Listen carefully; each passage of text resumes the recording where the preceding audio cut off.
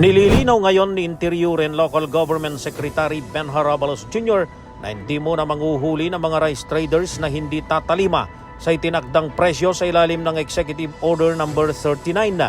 Ito ang pahayag ng kalihim sa gitna ng pangamba ng ilang mga nagtitinda ng bigas na nagsipagsara ng kanilang tindahan dahil sa pagkalugi kung susunod sa 41 pesos at 45 pesos na price ceiling sa presyo ng bigas sa isinagawang inspeksyon sa Mega Q-Mart. Sinabi ni Abalos ng susunod na mga araw ay information dissemination munang magiging layunin para mabigyan ng awareness ang publiko lalo ng mga traders.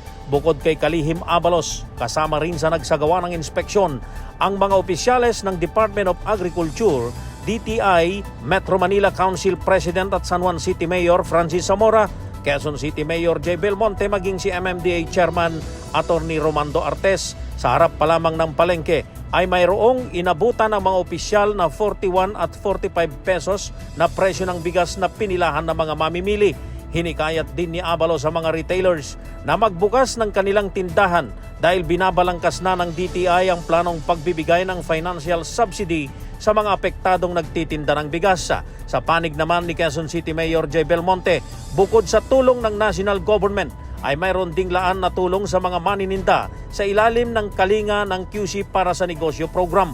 Ayon kay Belmonte, sinimulan na ng lokal na pamahalaan ang pagbuo ng listahan ng mga traders ng bigas para maisama sa programa ng Pangulo. Una rito ay nagsagawa rin ng hiwalay na price monitoring inspection ng DA sa pangunguna ni Undersecretary Domingo Panganiban sa Agora Market sa San Juan City.